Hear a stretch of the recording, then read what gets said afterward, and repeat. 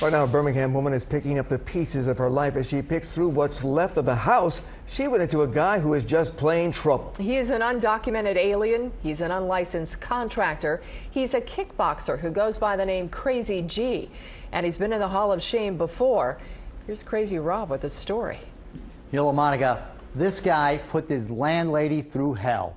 And even though he supposedly moved out and moved on, she's still scared. A kicked-in door, a mean-spirited text. You are empty with no family, deep depression. Yes, I am Clyde Plumage. It's been an ordeal for Deborah dealing with a man named Clyde Plumage, and she's just the latest victim of King Clyde's carnage. Said he would kill me and I was a dead man. See, Clyde's cunning, conniving. He's so bad, he made it to the Hall of Shame 10 years ago.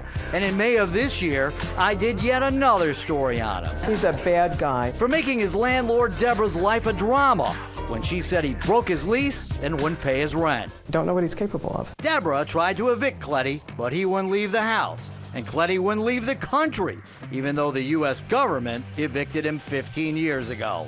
But since my last story aired, a lot has happened. So this is Clyde? Yeah, you look older, man. You look way older. Yep, we're going to hear from him, calling all the way from Albania in a moment.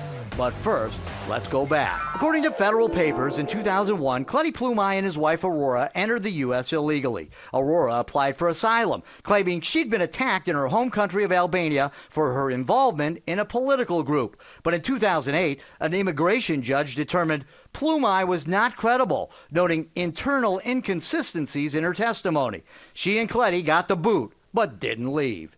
Clyde started calling himself Gino and started a construction company called Italian Remodeling. Gino was unlicensed and undocumented, and his work was just plain bad. And when his customers complained, Gino got mad. Are you kind of scared of this guy? Is this kind of freaking you out? I mean, yeah, he put, don't with me, play with fire, not with Gino. I mean, he's like harassing me, threatening me. But Mr. Tough Guy didn't do much talking when I confronted him about his business. Hey, I want to ask you about your Italian remodeling company. I didn't have any. Yeah, you had Italian remodeling and all these victims and people you ripped off.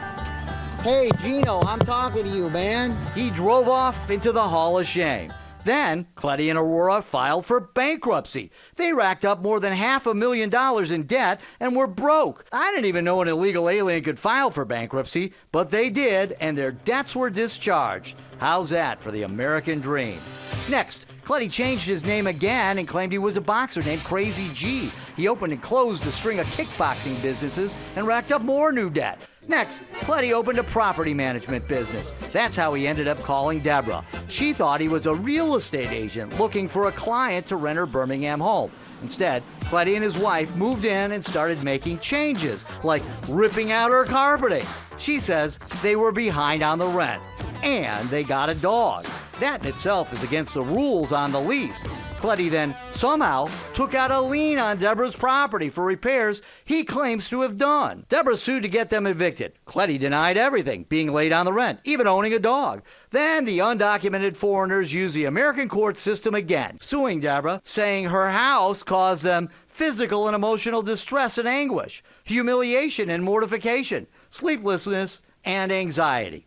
I contacted the Immigration Service and told them I was going to do another story about Clyde, and what do you know? He was picked up and detained. That's how our last story ended. Clyde was in Calhoun County Jail. Aurora was still in Deborah's house, refusing to leave. When I called Aurora Plumage, she wasn't very happy. She's probably not a fan of our current president who detained her husband, but she is a fan of Trump's phrase, fake news. If you want to put more fake story into this, you're more than welcome to. What's fake about it? My God. That is everything what you are saying. It doesn't have not even a true thing in there. Then, Clyde was escorted by ICE agents back to Albania. The eviction and countersuit were still on the docket. The Plumages were no-shows in court, and it was finally agreed upon the family had to leave Deborah's home by July 1st.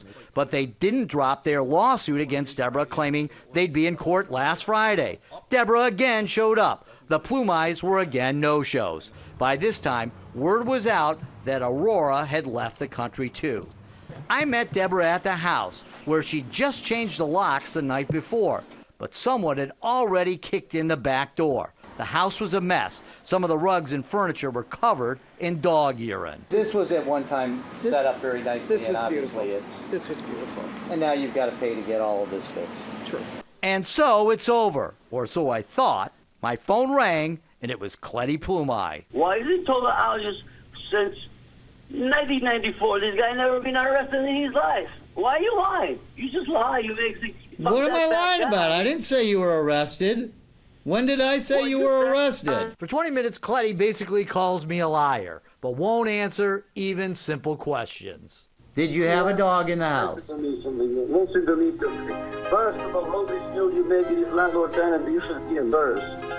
Fox News should fire you, man, because you don't work for the dollar. Okay, look. But the point is, All right, if you're not going to answer any of my questions, I'm letting you have your chance. Say whatever you want to say, and then I'm going to hang up here. But you're just a liar. You make things up. You fabricate it. Now, Cletty sent me 100 texts, including several documents that seemed to back up complaints he had about problems at the house, code violations and such. But he should have known about those things when he rented the place. After all, he claimed to be a contractor and run a property management business. Cletty didn't personally kick in her door last week, but Deborah thinks it's someone involved with him. Cletty has been deported back to Albania. Aurora left the country voluntarily. Their court case against Deborah was dismissed, but Deborah is suing for damages she says they did to the house, and the house is a mess. Cletty told me he'll be back in the U.S. soon. That's frightening. That's exactly the kind of illegal immigrant who should be thrown out of the country and never be allowed to return. And that's the kind of thing that scares Deborah. Deborah actually contacted me a couple of times saying, he's back in the country, Rob, he's back in the country. And I was like, oh, I don't think so. I don't think so.